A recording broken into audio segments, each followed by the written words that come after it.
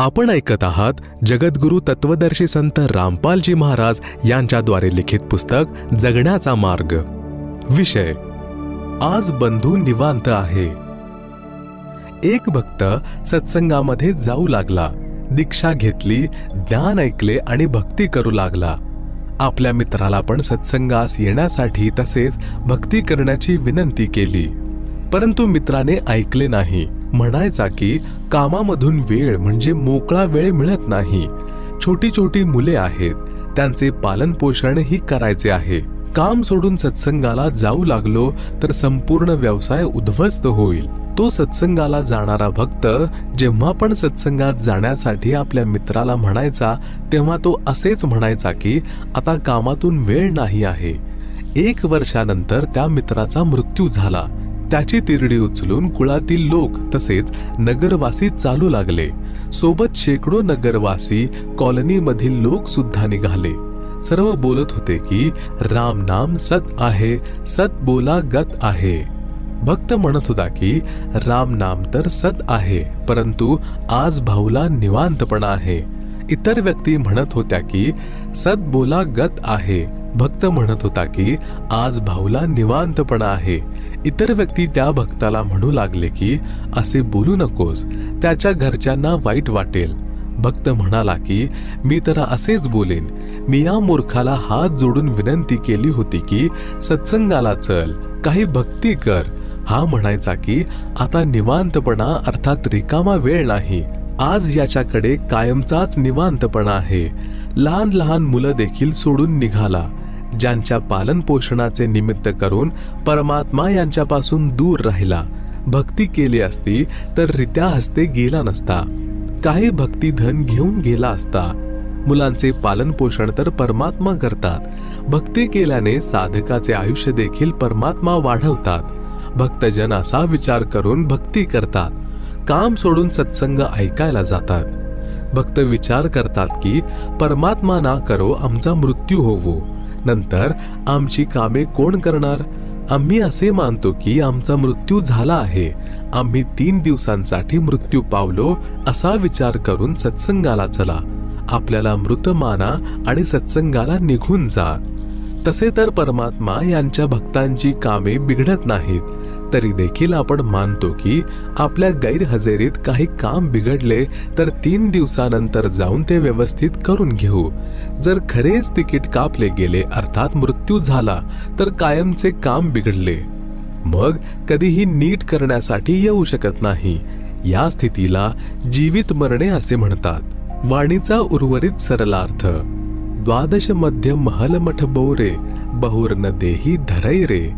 सरलार्थ श्रीमद भगवत गीता अध्याय 15 श्लोक 4 मध्ये सांगितले आहे की तत्वज्ञानाच्या प्राप्तीनंतर परमेश्वराच्या त्या परमपदाचा शोध घेतला पाहिजे, जिथे गेल्यानंतर साधक परत संसारात कधीही येत नाही, अर्थात त्यांचा पुनर्जन्म होत नाही, ते पुन्हा देह धारण करीत नाहीत।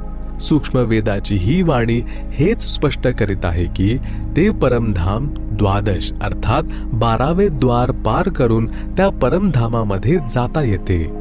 आजपर्यंत सर्व ऋषी महर्षी संत मंडलेश्वर केवळ 10 द्वार सांगत होते, परंतु परमेश्वर कबीरजी यांनी आपले स्थान प्राप्त करविण्याचा सत्य मार्ग, सत्य स्थान स्वतःच सांगितले आहे। त्यांनी 12वे द्वार सांगितले आहे। यावरून देखील स्पष्ट झाले की आजपर्यंत म्हणजे सन 2012 पर्यंत पूर्वीचे सर्व ऋषी संत पंथांची भक्ती कालब्रह्म पर्यंतची होती, ज्या कारणाने जन्म मृत्यूचे चक्र सुरू राहिले। वाणी नंबर 5। दोजक बहिष्ट सभी तै देखे, राजपाट के रसिया, 3 लोक से तृप्त नाही, यह मन भोगी खसिया। सरलार्थ तत्वज्ञानाच्या अभावी पूर्ण मोक्षाचा मार्ग न मिळाल्याने कधी दोजक म्हणजे नरकात गेले, कधी बहिष्ठ म्हणजे स्वर्गात गेले, कधी राजा होऊन आनंद घेतला। या मानवाला 3ही लोकाचे राज्य जरी दिले तरी देखील तृप्ती मिळत नाही। उदाहरण, जर कोणी गावचा सरपंच बनतो तर त्याची इच्छा असते की आमदार झालो तर मस्त होईल। आमदार इच्छा करतो की मंत्री झालो तर काही वेगळा रुबाब असेल। मंत्री झाल्यानंतर इच्छा करतो की मुख्यमंत्री बनलो तर पूर्ण साम्राज्य माझंच, आनंदच वेगळा असेल, सर्व प्रांतावर हुकूमत चालेल. मुख्यमंत्री बनल्यानंतर तीव्र इच्छा होते की पंतप्रधान बनलो तर जीवनाचे सार्थक होईल, तोपर्यंत जीवनलीला समाप्त होईल. मग गाढव होऊन कुंभाराच्या काठ्या म्हणजे दंडुके खात असेल. यासाठीच तत्वज्ञानात समजावले आहे की कालब्रह्मद्वारे बनवलेले स्वर्ग नरक आणि राजपाट प्राप्तीच्या चक्रव्यूहामध्ये सर्व जीवन वाया घालवले, कुठेच समाधान मिळाले नाही. हे असे खुसरे म्हणजे हिजडे मन आहे.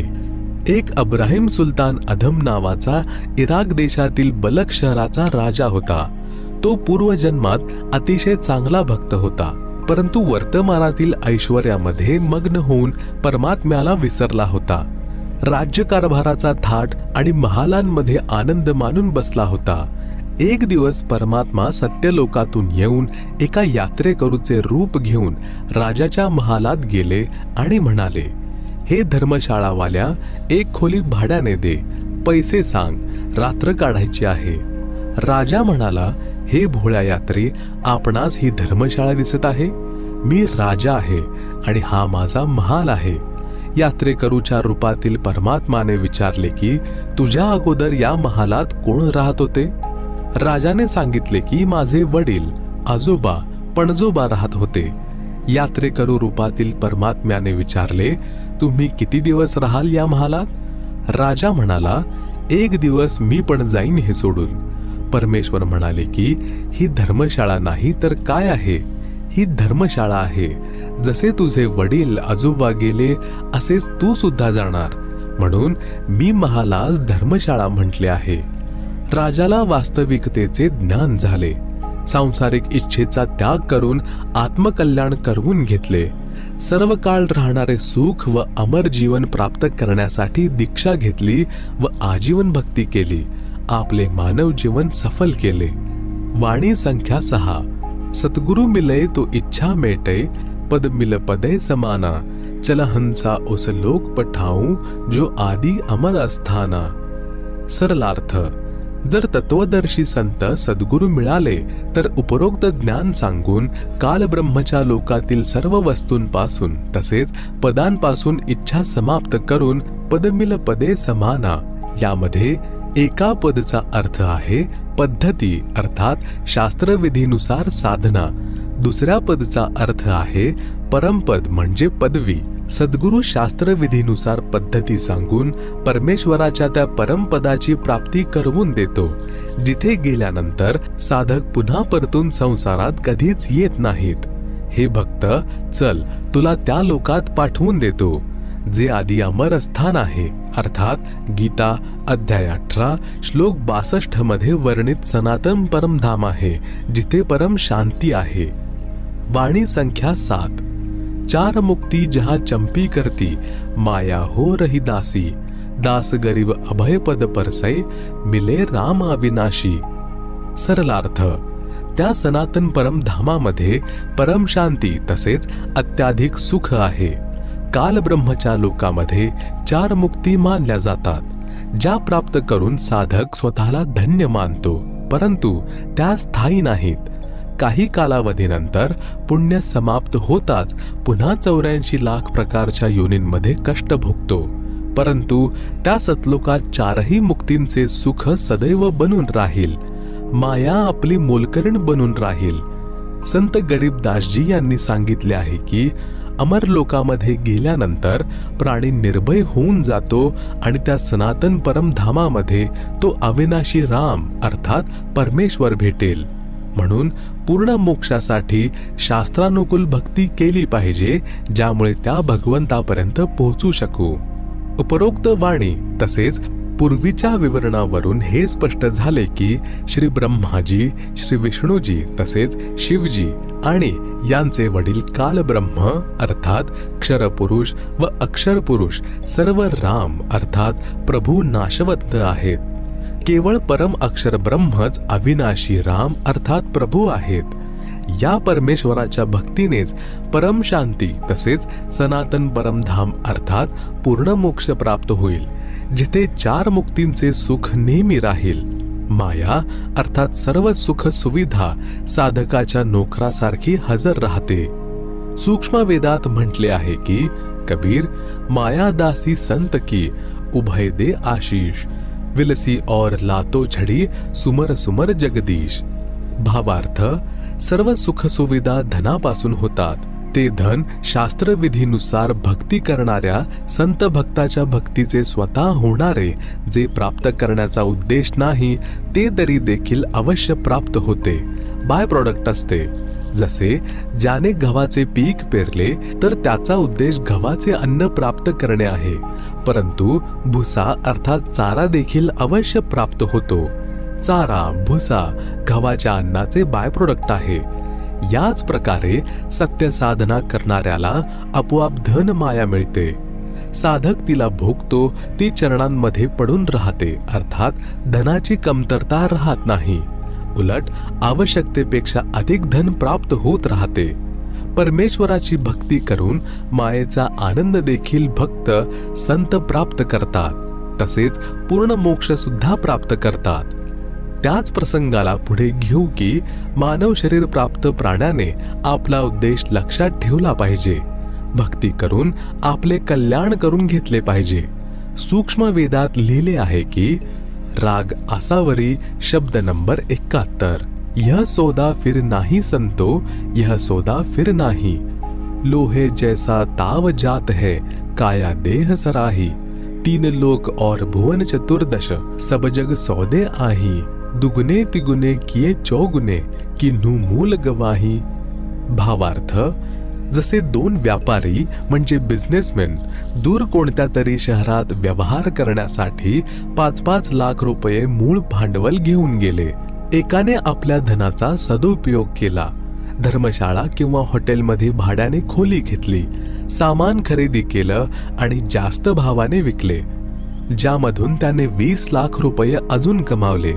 2 वर्षांनी परत आपल्या घरी आला. सगळीकडे प्रशंसा झाली आणि श्रीमंत झाला. दुसऱ्या व्यापाराने सुद्धा हॉटेल किंवा धर्मशाळेत खोली भाड्याने घेतली.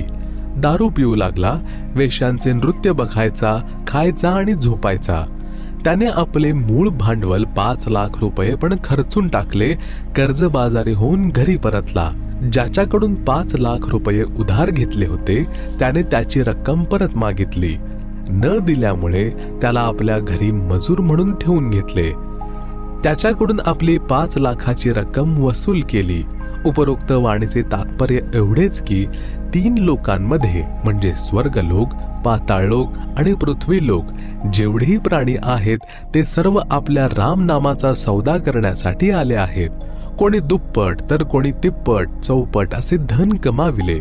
अर्थात पूर्ण संतांकडून दीक्षा घेऊन मनुष्य जीवनातील श्वासांचे भांडवल जे मूळ धन आहे ते सद्भक्ती करून वाढविले. इतर व्यक्ती ज्यांनी भक्ती केली नाही किंवा शास्त्रविधींचा त्याग करून मनाला वाटेल तसे आचरण केले किंवा अधिकार प्राप्त नसलेल्या गुरुकडून दीक्षा घेऊन भक्ती केली त्यांना कोणताही लाभ मिळत नाही. याचं प्रमाण पवित्र गीता अध्याय 16 श्लोक 23-24 मध्ये आहे. याच कारणामुळे त्याने सुद्धा आपल्या मनुष्य जीवनाचे श्वासरूपी भांडवल सत्यभक्ती विना नष्ट करून